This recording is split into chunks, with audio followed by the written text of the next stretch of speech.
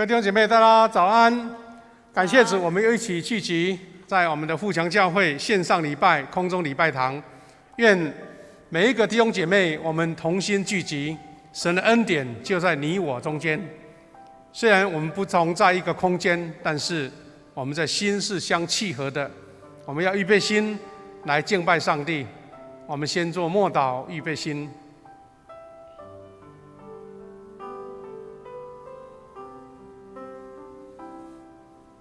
诗篇84篇1到2节这样说：万军之耶和华，你的居所何等可爱！我羡慕可想耶和华的殿宇，我的心肠，我的肉体向永生神呼吁。感谢主，因为我们羡慕耶和华的殿宇，所以我们就全心的赞美敬拜，愿荣耀都归给主。我们无论在礼拜堂或是在家中，我们将我们的地方分别为圣，一起敬拜。我们现在要一起用诗歌来敬拜神。是我们渴慕我们的主，弟兄姐妹各位平安，感谢主，让我们今天早上再一次来到这直播的画面前面，在各个家庭当中一起来敬拜赞美我们的上帝，让全地都来向耶和华歌唱。我们要敬拜他，赞美他。当我们以赞美为他的宝座，他的荣耀就要降临在每个敬拜赞美他的地方。邀请弟兄姐妹也可以站起来，一起来唱《这里有荣耀》。哈利路亚，哈利路亚，这里有荣耀。哈利路亚，哈利路亚，这里有一次永留。哈利路亚，哈利路亚，这里有光明自由。敬拜声音如众水涌流，永活的主你在这里。哈利路亚，哈利路亚，哈利路亚，这里有荣耀。哈利路亚，哈利路亚，这里有医治永留。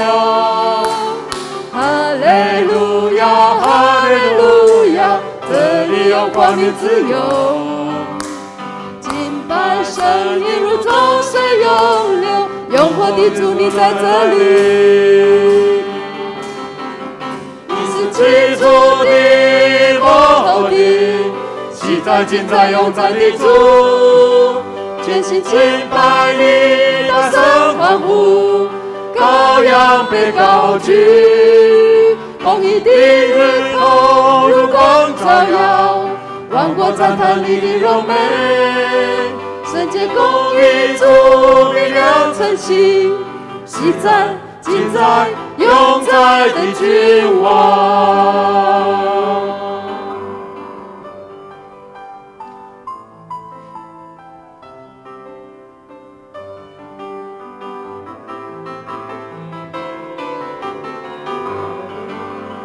哈利路亚，哈利路亚，哈利路亚，这里有荣耀。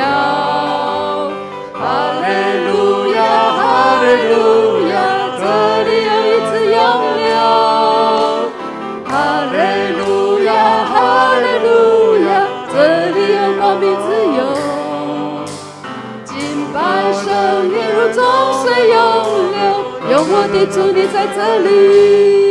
你是起初的，你是起初的，幕后的，昔在今在永在的主，全心敬拜你，大声欢呼，羔羊被高举，公义的日头如光照耀，万国赞叹你的荣美，圣洁公义主力量称行，昔在今在永在的君王。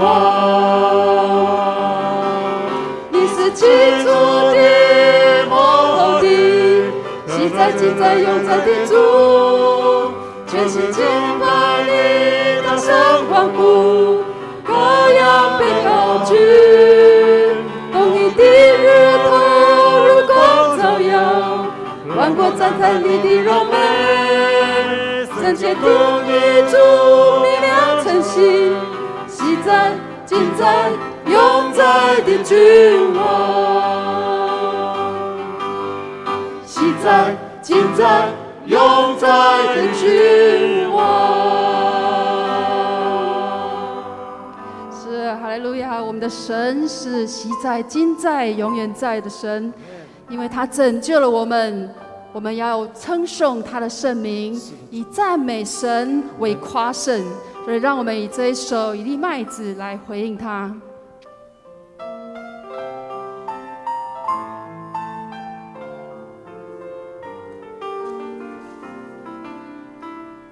一粒麦子，一粒麦子，它若不落在地里死了，无论过了多少时候，他仍旧是他自己。他若愿意让自己被掩埋、被用尽，就必结出许多子粒，经历生命的奇迹。一粒麦子，一粒麦子，它若不落在地里死了，无论过了多少时候，他仍旧是他自己。他若愿意让自己被掩埋、被用尽，就必结出许多子粒，经历生命的奇迹。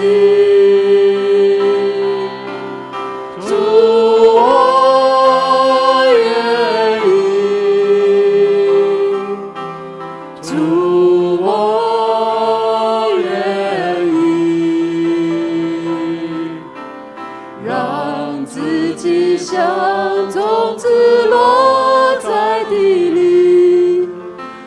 世上生命必凡的生命。主，我愿意，主，我愿意放下自以为应得的权利，在我身上成就你旨意。一粒麦子，它若不落在地里死了，无论过了多少时候，它仍旧是它自己。他若愿意让自己被掩埋、被用尽，就必结出许多子粒，经历生命的奇迹。主，我愿意，主，我愿意，让自己像种子落在地里，世上生命必凡的生命。主，我愿意，主，我愿意放下自以为应得的权利，在我身上成就你旨意。是耶稣说，我实实在在的告诉你们，一粒麦子不落在地里死了，仍旧是一粒；若是死了，就结出许多子粒来。他道成肉身，救赎了我们，为我们做了示范。也求主让我们能够以感恩的心来回应他的爱。或许我们觉得自己渺小如麦子，但是只要我们愿意放下自我的一切私欲，愿意放下自以为应得的利益，愿意分享这救赎的福音，他就要带领，他必会帮助，使我们可以经历他应许的那得100倍的丰盛人生。所以让我们不论得时或不得时，我们都要继续来宣扬这个福音。主，我愿意。呼召如此崇高，种子何等渺小，定睛标杆直跑，比见神的荣耀。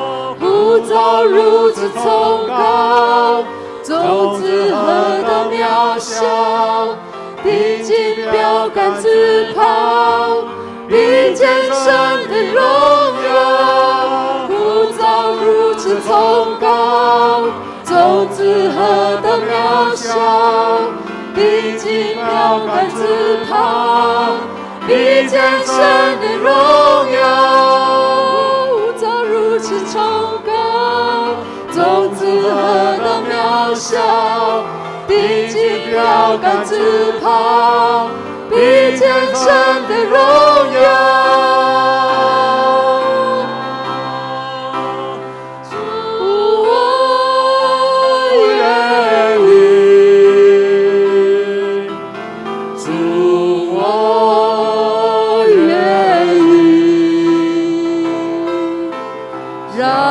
自己像种子落在地里，世上生命必凡的生命。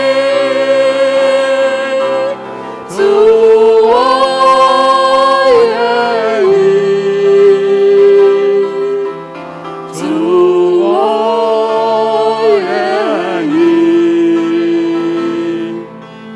放下自以为应得的权利，在我身上成就你旨意。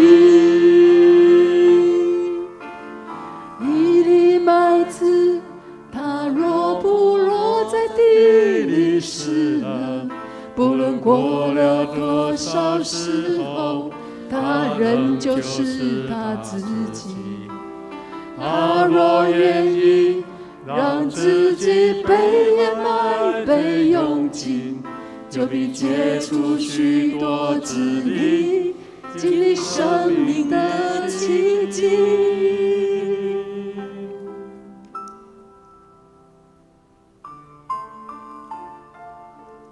我们一起同心来祷告。创造天地永活上主，我们赞美你，因为你坐着为王，塑造万物同心欢喜，颂赞你圣名，诸天显明你的公义，列国看见你的荣光。我们赞美你，宇宙万物的上帝，谢谢你为要拯救我们脱离凶恶，牺牲独生爱子耶稣。他以自己的生命一次死，永远为我们成为赎罪祭。因着耶稣的死，我们与天父复合，与你同活。感谢你十字架上为我们成就的一切。我们要大声颂赞，你是我们的救赎者。我们赞美感谢你，慈悲怜悯的天父，你的慈爱上极诸天，你的信实达到穹苍。天离地有何等的高，你的慈爱也何等的深。东离西有多么的远，你使我们的过犯也离我们多远。天父上帝，我们要因着你长阔高深的爱，感谢你。天父，因为你是我们的上帝，有你的同在，是何等平安喜乐，是何等平静安稳。因之你是我们患难中的帮助与盾牌，你用你的公义恩典救赎我们，在我们四周安营围绕搭救我们，使我们得着你丰盛的平安。我们献上满心的感谢赞美你。挚爱的主上帝，谢谢你早上恩待引导我们，在你面前领受灵里的喂养，饱足胜过世上真实的食物。谢谢你看见我们的需要，谢谢你垂听我们的祷告，谢谢你将我们所求的赐给我们。我们的圣灵啊，请你来，我们的心切切渴慕寻求你，等候欢迎你在我们当中，并在耶稣基督的宝血洗净我们。求圣灵感动我们，离恶行善。求你救我们脱离一切的过犯，使我们谨慎我们的言行，免得我们的舌头犯罪，也赦免我们隐而未现的过错。求圣灵帮助我们不犯任意妄为的罪，不容罪管辖我们，使我们重得圣洁的心，并得你的救恩，欢喜高举你。天父，我们恳求你眷顾台湾这块土地，有你的慈爱和诚实彼此相遇，公义及平安彼此相亲。求上帝带领台湾向前行，让台湾执政者、在野党、众百姓都爱这块土地，爱台湾这个国家。特别在疫情尚未止息之时，恳求天父施恩，保守照顾，赐福台湾，成为台湾的主，直到永远。天父上帝，你的儿女们要将荣耀能力归给全能上主，因为你将赐福我们，尽快恢复实体的敬拜，使属于你的百姓能够在圣殿中不住歌颂服侍你。慈爱的主，求你再次听我们的祷告。世界各地仍面对严重的疫情，一波又一波，疫情仍严重的继续发生，同时又有大自然灾害，许多国家遭遇水灾、旱灾、战争。恳求主怜悯，求你的眼目看顾敬畏你及仰望你的人。求主照着我们所求的，向世界各地施行你的慈爱。亲爱的圣灵，感谢你，我们来到你面前亲近你。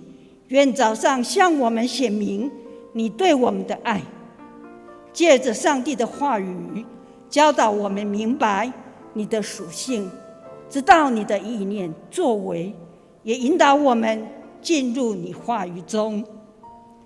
求你的话光照我们的心，使我们的心窍锻炼心达，有智慧分辨善恶，引导前面的路，除去我们心中所有的障碍重担，享受你的同在与感动，帮助我们每个人都是出于上帝。主，你说出于上主的当听上主的话，赐我们谦卑领受听你话语的心。我们谦卑祈祷与感谢，也学习耶稣教导我们的主祷文。我们要一起祷告。我们在天上的父，愿人都尊你的名为圣。愿你的国降临，愿你的旨意行在地上，如同行在天上。我们日用的饮食，今日赐给我们，免我们的债，如同我们免了人的债，不叫我们遇见试探，救我们脱离凶恶。因为国度、权柄、荣耀，全是你的，直到永远。阿们。我们一起来领受上帝的话。第一段是约翰福音12章24节到26节，第二段是帖撒罗尼迦前书2章第6节到第8节。我们一起来读，请。我郑重地告诉你们，一粒麦子不落在地里死了，仍旧是一粒；如果死了，就结出许多子粒来。那爱惜自己生命的，要丧失生命；愿意牺牲自己在这世上生命的，反而要保存这生命到永生。谁要侍奉我，就得跟从我。我在哪里，我的仆人也要在那里。那侍奉我的人，我父亲一定重用他。好，第二段我们一起请。我们不求任何人的称赞，没有求你们的，也没有求别人的。我们身为基督的使徒，本来有权要求你们的尊重，可是在你们那里的时候，我们温柔地待你们，像母亲乳养儿女一般。为了爱你们，我们不但愿意跟你们分享从上帝来的福音，连我们的生命也愿意给你们，因为你们是我们所疼爱的。接着，我们透过圣歌队来带领我们献诗赞美。在影音献诗的过程，我们的心也预备来领受上帝的话语。圣歌队结束后，我们就请夏牧师来讲道。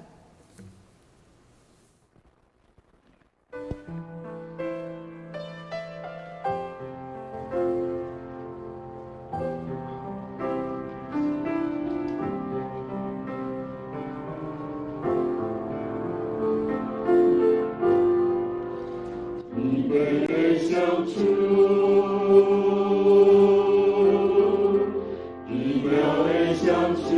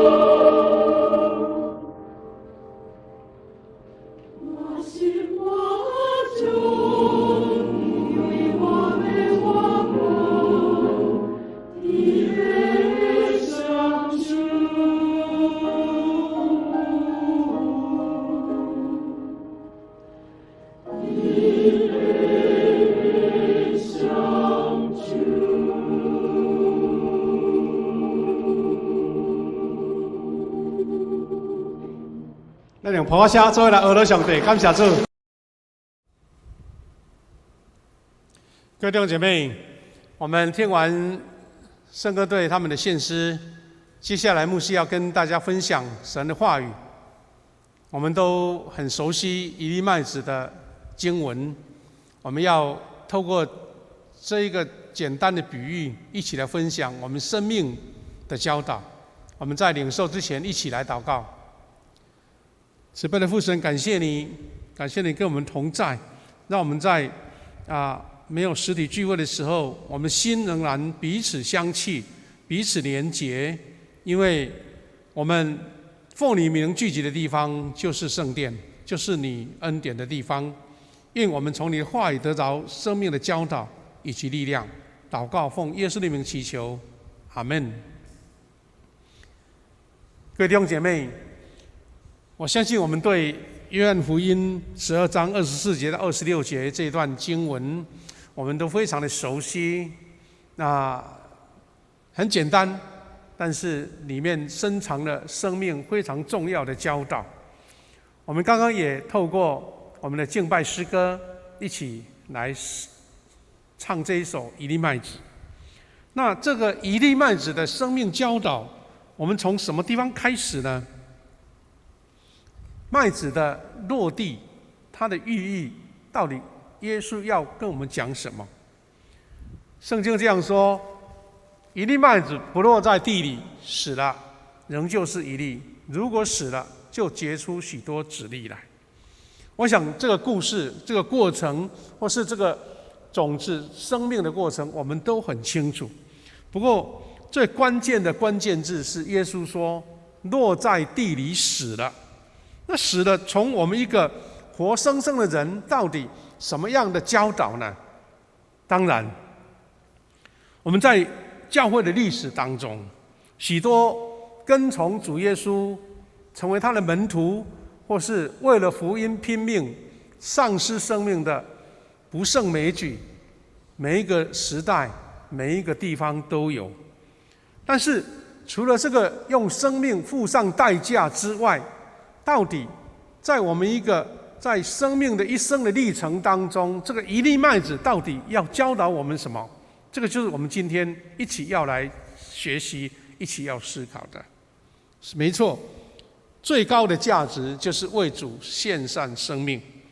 但是麦子落地死了，我们都知道它不是真正的死，而是一个转换的过程。我们用死了来把它做一个了解。不过麦子不是真正死，而是另外一种生哈。那它的关键因素应该是在这里。他说：“若不是，换句话说，他是愿意一粒麦子，他愿意落在地里，这是第一个。第二个就是落在地里面，它会产生奇妙的变化。麦子不是杀死自己，麦子是把它献给大地，让大地来成就它的死。所以，如果从这个麦子的故事里面，我们可以看见这个死的意思不是那么绝对的照字面的说法，而是这个死的意思是愿意放弃自己，放弃自己的一个个人的自己的观念，或是按照自己的想法，而是愿意无私的放弃自己。当放弃的时候，就是死了；当你愿意舍出去的时候，就是死了；愿意跟随主耶稣的道，就是死了。所以，我们常常会鼓励有些人，他们愿意在一个地方为神付出，或是在某一个地方为他的理想跟价值来付出献身的时候，他说：“我就在这个地方埋在土地了，我就是跟这个土地一起来努力打拼，一起来成长。”所以呢，死了的意思也包含了分享自己，包含了祝福别人。所以，如果从死了这两个字，我们可以无限的宽广。妈妈愿意儿子而死了，是因为他牺牲了自己的喜欢，他自己的享受，他自己的生活，而愿意为孩子摆上，这是一种死的意思。你愿意把这个时间，不是为了自己自私的要求，而是愿意跟大家分享，愿意服务别人，愿意帮助别人，这是另外一种死。换句话说，这个死了的意思还包括你的时间、你的金钱、你的能力、你的祝福、你的专长，这些都包含在这个意思里面。所以它是包含整个生命的态度，包含整个生命的改变。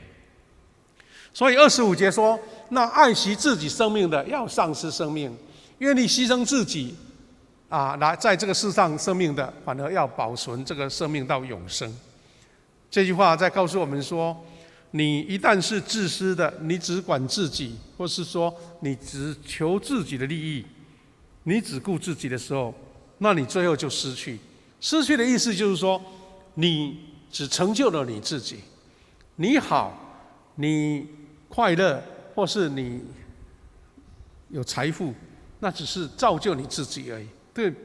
对别人根本没有意义。甚至有的人，因为他有很大的财富，这些财富有可能是他的能力超过别人，剥夺了别人应得的，那变成一种自私，那就更是贫富差距了，就更让人被剥夺了。所以这一个愿意牺牲自己，包括说愿意跟别人分享，然后因为分享的时候会产生一种奇妙的效应，好像活水一样源源的不绝这样子。刚刚我们敬拜诗歌这一粒麦子，大家都很喜欢唱，因为有美好的旋律，有美好的歌词。他这样第一段说：“一粒麦子若不落在地里死了，不论过了多少时候，它仍旧是他自己。”意思就是说，你一粒麦子你保存得很好，那现在全世界有很多地方，它就是为了要保存这种基因或是这种种子，所以它用一种非常严格的一个保存方式，比如说放在这个非常低温的地下，然后在那边保存着。但是它只是保存，它还没有发生功用，而是有一天当有需要的时候，它把它放到地里面。所以无论多少时候，它仍旧是它自己。但是他若愿意让自己被掩埋、被用尽，他就必结出许多子粒，经历生命的奇迹。那就是一个愿意，若愿意被掩埋、被用尽，你会发现这个字词里面给我们很多提醒，就是当你放下的时候，当你舍出的时候，当你分享的时候，那个奇妙的变化就来了。一粒麦子这首诗歌，我们越唱的时候，越感觉他在告诉我们什么样神的恩典。所以，如果从麦子落地的故事，从麦子愿意在地里死的，然后结出许多子粒，我们就可以从生活当中、从圣经当中看到类似的一个提醒跟启发。其中一个是五饼二鱼的效应，我们在四福音当中都可以看到五饼二鱼，然后让5000人吃饱的故事。约翰福音第6章1到14节记载这段记载当中，还多了一个小小的细节，就是说这五饼二鱼是一个小孩子的，一个小孩子身上带着，然后门徒把它拿给耶稣。换句话说，这个孩子他不会说不要，我肚子饿了，我要吃，你不能拿走。如果这个小孩不愿意拿出五饼二鱼，今天就没有五饼二鱼的故事，也许会变成另外一个有人愿意拿出来。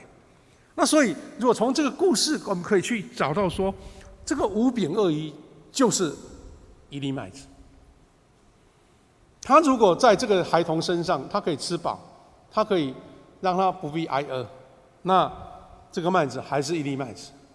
但是因为他愿意分享，这小孩愿意把他自己无私的拿出来，然后埋在土里，是什么意思呢？是因为被耶稣所接管，放在耶稣的手里，就是放在土里一粒麦子。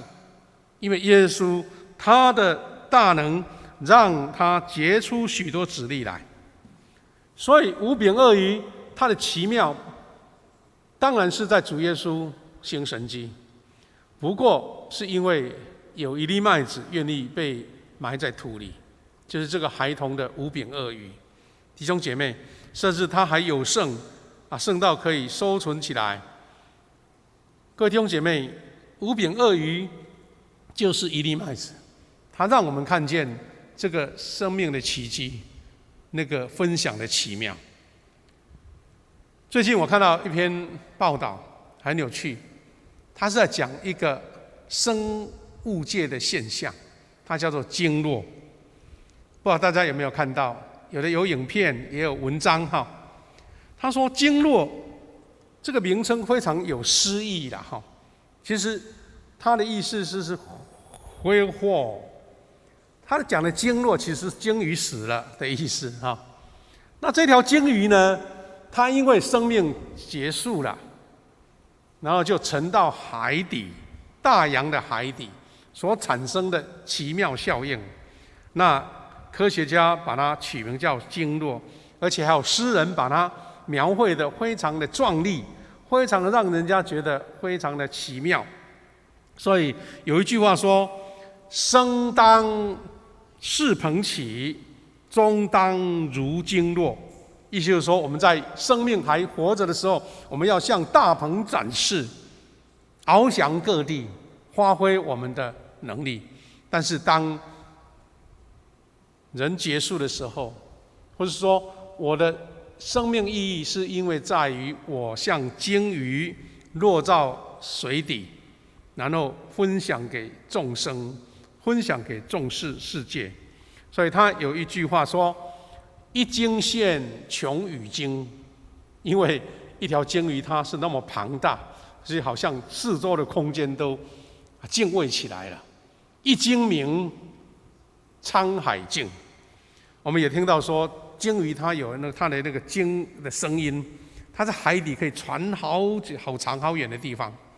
鲸鱼它有自己的声音，可以自己做传播，自己的沟通模式。他说，当鲸鱼的声音一出来的时候，沧海静，因为所有的生物都惧怕。然后最后是一鲸落，万物生。这条鲸鱼它在活着的时候，好像海中的霸王，它吃尽各样的生物，但是当它死的时候，万物又因为它而得着生命。各位弟兄姐妹，有一个美国的诗人生态桂冠诗人叫做加里施耐德，他就做了一首诗《禅定荒野》，有一段描述，我觉得很能够表现出这样的一个意境哈。那鲸鱼我们很喜欢在野生动物的频道看到这个鲸鱼的奇妙的生态奇迹，它可以游了好几千公里，它可以深入海底，它可以一群鲸鱼一起打猎，哇，它是哺乳动物，它能够一个群体的一个智慧，但是它死的时候就沉到海底里面，海底里面就各种生物借着它这个庞大的躯体得着养分，得着生命，那是一个非常奇妙的过程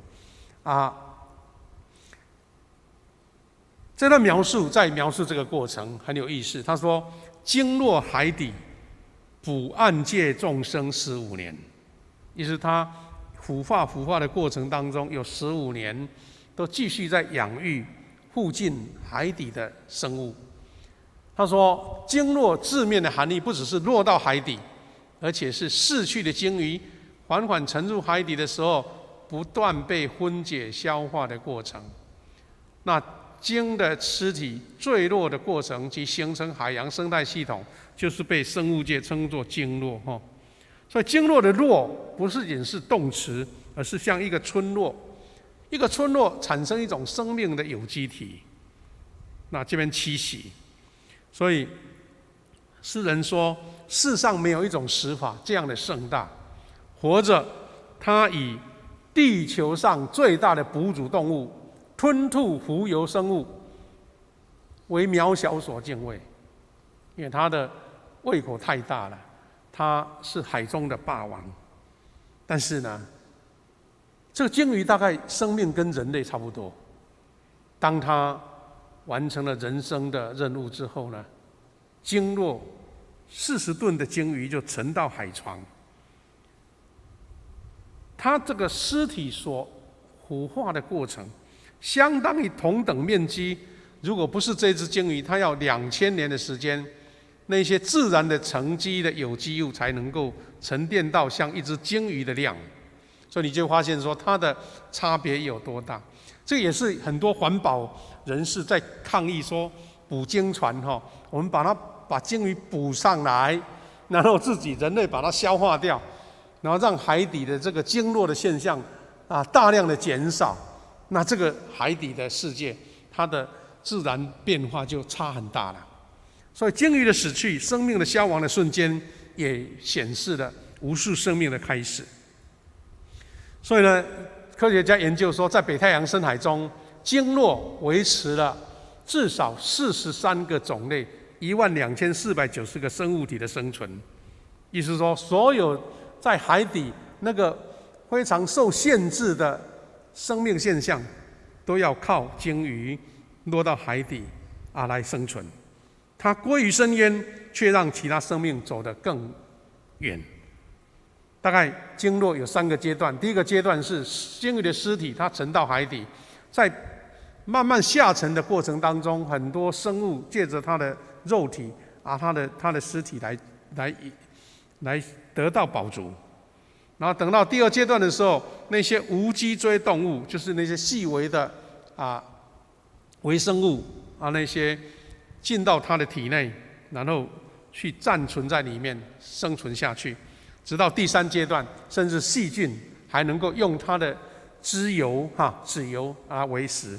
那这是一个非常奇妙的现象。换句话说，经络呢，它是鲸鱼留给大海最后的温柔。它的死亡成就其他生物得以存活，它的尸体跟热液、冷泉在海底里面一同被称为是深海生命的绿洲。因为在这个暗黑的海底，没有太阳，没有那些海藻，没有那些能够在浅海当中所形成的生命体，靠着这只鲸鱼，让整个海底还仍然有生物，还仍然有生存，还仍然有生命。所以在那个无氧、无阳光，并且有毒化学物质环照的环境里面，经络形成了他们最后的栖身之所，悲壮而凄美。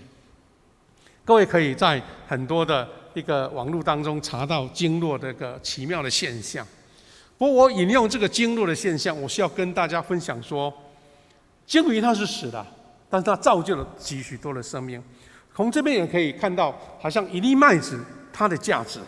一粒麦子它如果保存自己，等于它就是只有封锁在自己的环境当中。不过因为它愿意分享，所以就是让土地里帮助它成就了、造就了、长出许多的麦子出来。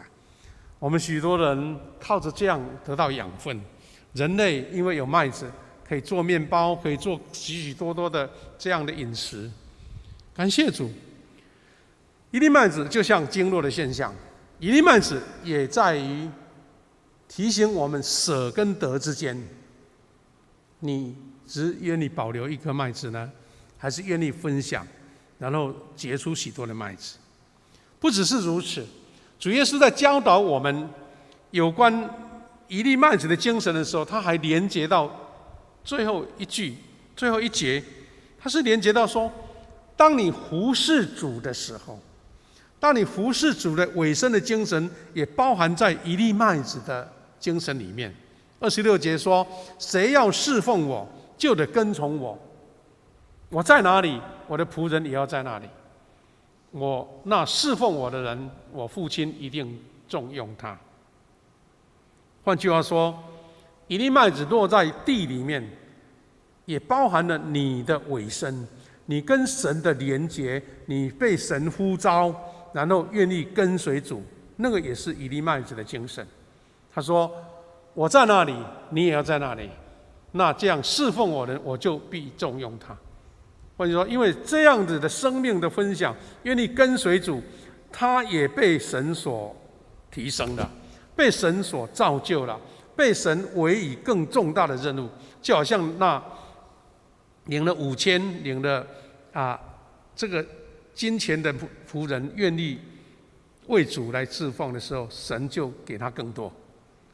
各位弟兄姐妹，我最近呢这2-3个礼拜疫情当中不能外出，不过这2-3个礼拜受到一个非常大的一个心情的一个心境的影响，是因为我们教会里面有好多位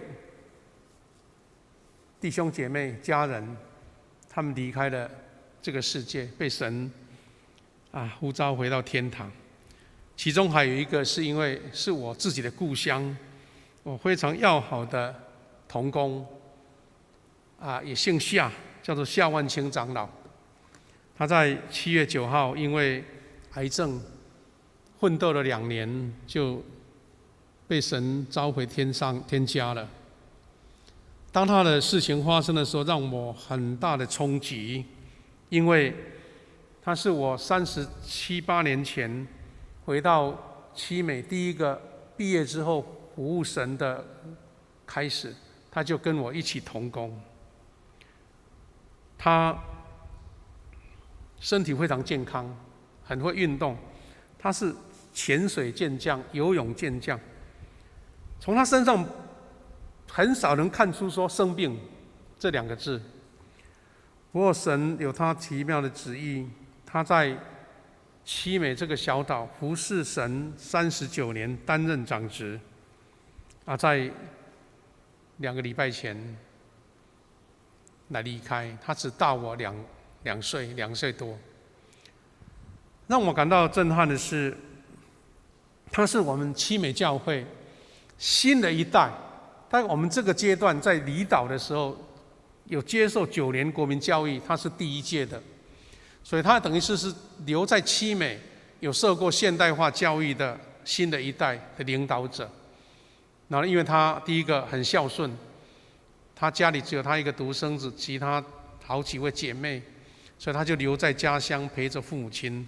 他有很多很多的才艺，好像就是18般武艺都会。他会水电，他会电子，他会乐器，他会作曲，他会很多的运动，他包括所有事情，在我们的感觉是没有什么事情能难倒他这样子。他最后是参与了整个教堂的建设，在4年前来真正落成。不过后来就慢慢发现身体有状况，开始做治疗。从他的一个心境让我觉得说，第一个他委身在七美这个小岛，委身在这个教会，而且让整个的七美这个小岛很多人都认识他，比他年幼的，包括年长的叫他夏大哥，因为他是这样的谦卑，很少听到他大声喊叫的。他也不习性，当长老那么久，是资深的长老，他也不习惯在讲台上教训人，他就是直接的用他的服事，让一群比他年轻的会友那愿意跟随他。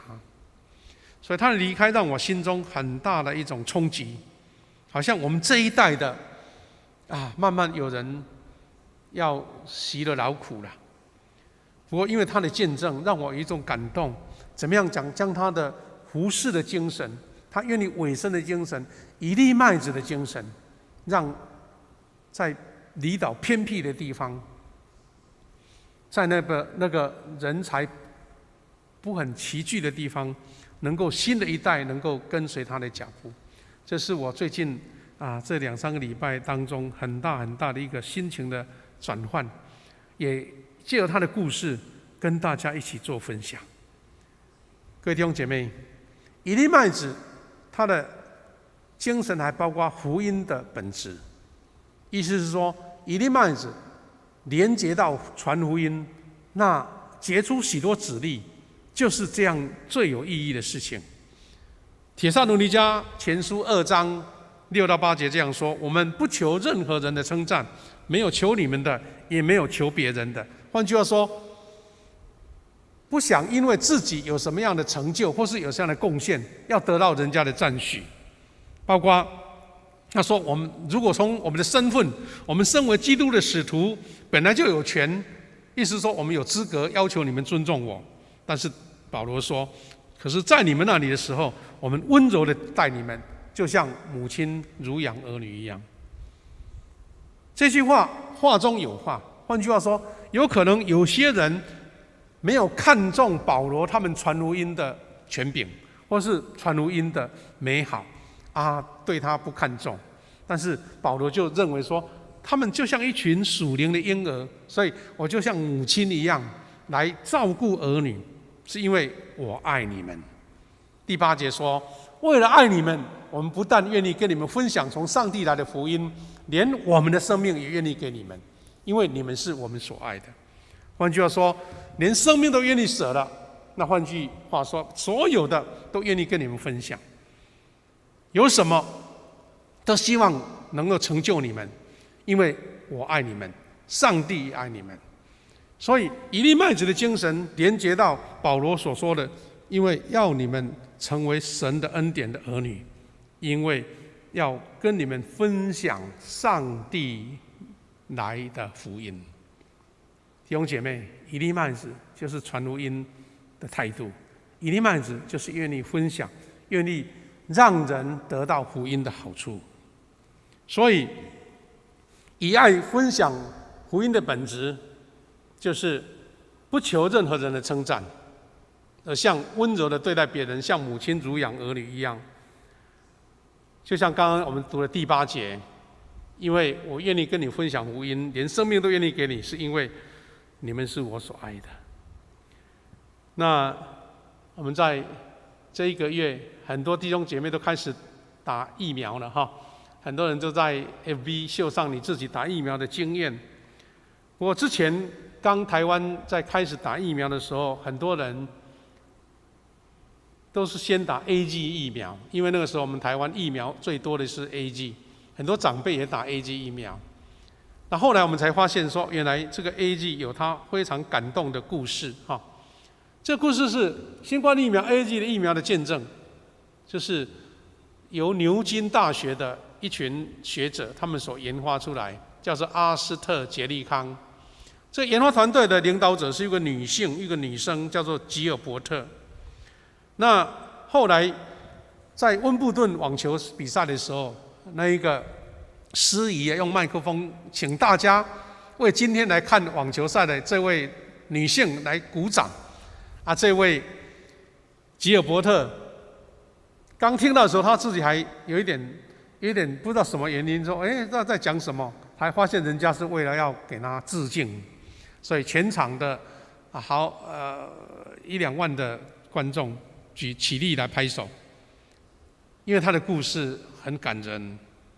他们在疫情来的时候，因为赶快做研发，那研发出来的时候呢，这个 AZ 的团队呢，他为了确保中低收入的国家能买得起疫苗，所以就是阻挡牛津大学跟这个做生意的美商默沙东药厂合作，换句话说，走入一般的药厂的行销模式这样子。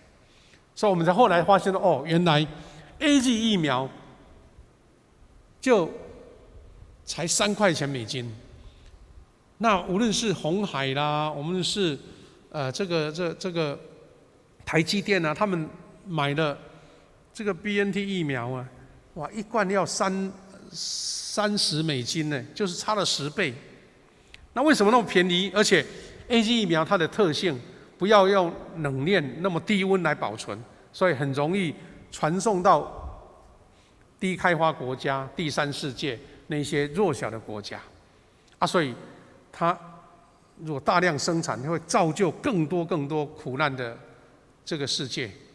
所以因为这样子，大家对他产生尊敬。这个就是团队研发的吉尔伯特这位女性哈，她是她的团队。然后在温布顿网球赛的时候，大家拍手，她来对她致敬哈。啊，她自己刚开始的时候觉得有点惊讶，说到底在讲什么？原来是在对她致敬。各位弟兄姐妹，我看到这些疫苗现在我们台湾很多人都耳熟能详哈。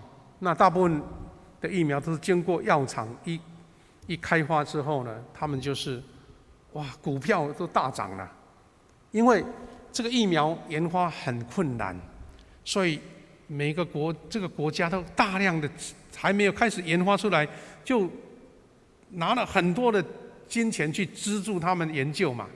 那这第一笔钱，第二笔钱，他们研发出来了，国家还要花钱跟他买。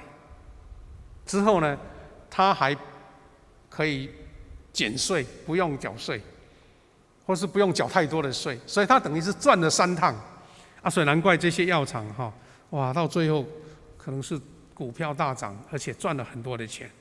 那我们可以相对看到说，这个 AZ 他就是放弃他的专利，他愿意放弃他自己得到众多利益的一个身份。那这个其实就是一粒麦子的精神，他不愿意自己独享，他愿意分享。弟兄姐妹，我们从一粒麦子的精神，我们看到什么呢？第一个，改变生命的价值跟人生观。其实一粒麦子死了，并不是我们想象那么大的那个苦难的，没有，纯粹是一种观念的改变，愿意分享，愿意给予，愿意落地。所以，当你的生命观跟价值观改变的时候，你会发现说，原来这个世界变得那么宽广，这个世界变得那么美好。台湾所以会被很多人觉得说最美的风景是人，其实很多默默在我们的民间，很多人就是做一粒麦子，他不只是求自己好，而是愿意别人一起分享这个美好。所以一粒麦子的精神也是活出舍得的人生，愿意舍，那个人生就变得非常不一样。其实，那个舍或是死的，就是因为愿意牺牲自己。但是很多人因为愿意牺牲，从来没有人说，因为我付出了，我牺牲了，我帮助了别人，他觉得自己很难过，觉得自己很不是滋味。奇怪，很少。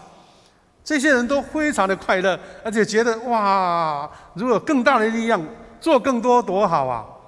那这个就是生命的奇迹啦，因为他从舍当中得到没有用金钱物质所换来的平安跟喜乐。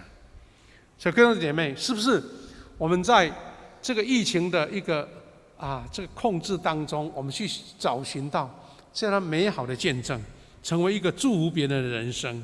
最近我看到一句话很有意思，他说：“人生多艰，如何袖手？”一个神所祝福的人，神所赐力量的人，你看见人生有很多艰难，你不是袖手旁观，你不是自己他个人自扫门前雪，不管他人瓦上霜，是因为看见这个世界的需要。弟兄姐妹，我看了一个图卡很有意思，它是一个舒服的舒哈，但是当你把它从中间切开的时候，左边是一个舍，你舍得了，然后右边是个予，是给予。那舍得跟给予连接起来，你的心就非常的快乐，你的心会非常舒服。难怪很多做好事的、分享的、帮助别人的、在教会服侍的，他永远心情都那么的快乐，他的心中永远充满了喜乐跟笑容。弟兄姐妹，愿以利麦子的精神，让我们能够得到真正人生的意义跟价值。我们在结束的时候呢，期待我们能够大家有一个分享的机会哈，大家彼此分享家庭祭坛，或是跟小组员同工分享。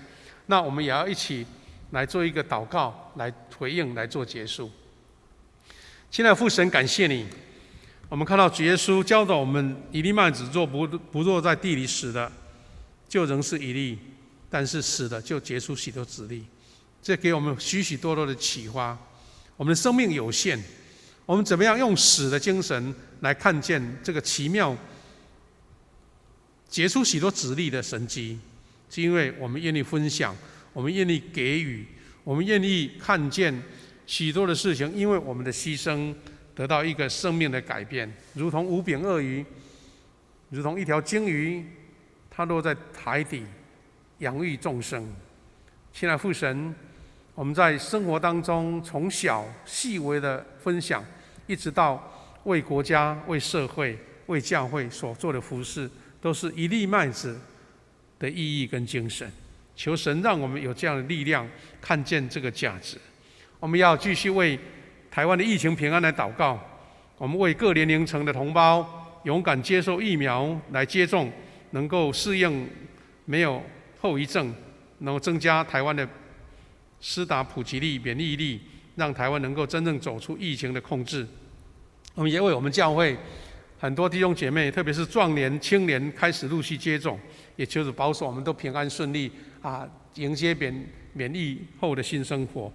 我们也继续为医护警消人员他们的身心灵平安祷告，让他们面对病毒的威胁能够有神的保护。也为我们国家的流行疫情指挥中心的团队，他们有美好的智慧所做的所有的决策，让全台湾的百姓都能得到帮助。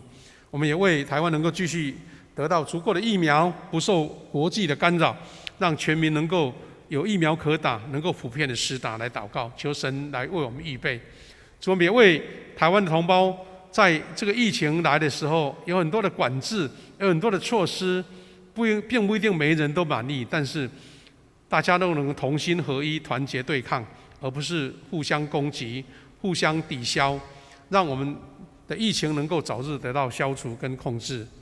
我们也特别为我们在教会当中，我们从事生意、服务业、生产业、贸易等事业的弟兄姐妹祷告，求你保守他们在因为疫情受管制没有办法发挥的时候，让他们能够有神赐给他们的力量跟智慧，保守他们能够顺利度过这些难关。在疫情控制之后，能够大大的祝福，得到祝福。主啊，我们也为教会当中我们的长辈、我们的青年、我们的主日学，他们在这段时间的生活、健康以及他们的学习，都交托给你，求你亲自保守，也让我们在年轻一辈的，在从事各样工作的，每日早出晚归，必须要接触很多的群众的，求神来保守他们出入平安免受疫情的攻击。我们也教会的弟兄姐妹也有病痛住院或是在家里静养的，也求神亲自保护他们，让他们得到真正的平安、医治跟健康。感谢主，愿神在我们这个疫情慢慢缓解的时候，我们大家的生活能让过得更喜乐、更平安，也我们教会后续的事工能够顺利推动。来祷告，奉耶稣基督的圣名，阿们。各位弟兄姐妹，我接续做一个补充的报告就好。特别是我们在前几天呢，中央的这个疫情指挥中心有公告说，我们的7月26号开始就是疫情降到第2级，但是没有完全解封了哈。所以教会有一些新的配套，到8月9号之前有这样的措施哈。我们现在8月1号到8月8号这段时间，虽然可以容许50个人进到礼拜堂，但是小会觉得说，我们是不是不用大家都马上回来礼拜堂？我们优先由我们的全职同工、我们的诗会、我们的敬拜团以及影音这些同工先进场，大家这样才不会挑选说你能进来，你不能进来也很累哈。所以我们仍然以影音来转播为主。我们在这2个礼拜稍微做点暖身如果再开放更多，我们再正式邀请弟兄姐妹进来礼拜堂做礼拜。那其他的会友呢，我们都仍然以线上礼拜的形式来进行。那我们稍微有一些变动的是，我们的周5的这个恩典时刻祷告会，我们就不用录影了，我们就直接在现场。因为有些小组他开始恢复聚会，所以我们部分的人来到教会，由我们最节省的人力有全职同工，我们一起做敬拜，一起祷告。那其他的会友仍然在家里面如果你没有小组聚会在教会的时候仍然在家里面用转播直接可以看转播。我们的圣歌队仍然用影音献诗为主主日学也继续用录影这2个礼拜继续用录影的上课等到疫情解放的时候，我们再做一个新的公布。那也尊重各小组、各团队、各团契，你们要什么时候恢复聚会，用什么形式聚会在这段暖身的时候，我们慢慢的解开，让我们不会觉得很仓促那牧师简单的报告到这边我们再把时间交给谢牧师，我们一起要来做结束。我们一起起立来唱奉献诗歌。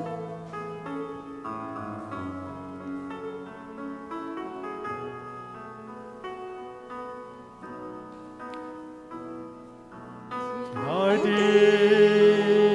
宝贵耶稣，你爱何等的甘甜，我的心深深被你吸引，爱你是我的喜乐，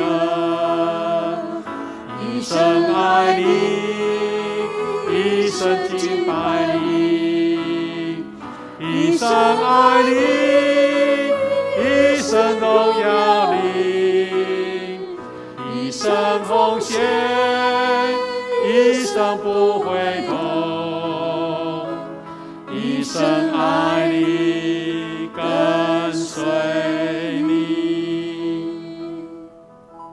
请坐，我们一起来读这个月的金句。雅各书5章16节，我们一起请。所以你们要彼此认罪，互相代求，使你们可以得医治。一人祈祷所发的力量是大有功效的。雅各书5章16节。最后，我们一起来唱颂荣，我的神，我的王啊！接着，夏牧师祝祷。我的神，我的王啊，我要称颂你的名，我要永远称颂你，我要天天称颂你。一起来领受从神来的赐福。我将你们交与上帝的恩典、慈爱及保护的圣手。愿全能的上帝、父、子、圣灵的恩典，在每一个弟兄姐妹身上，从今时直到永远。阿们。阿们，阿们，阿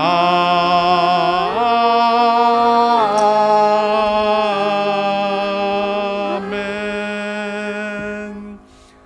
各位弟兄姐妹，我们请坐，来做默祷。愿神赐福给你。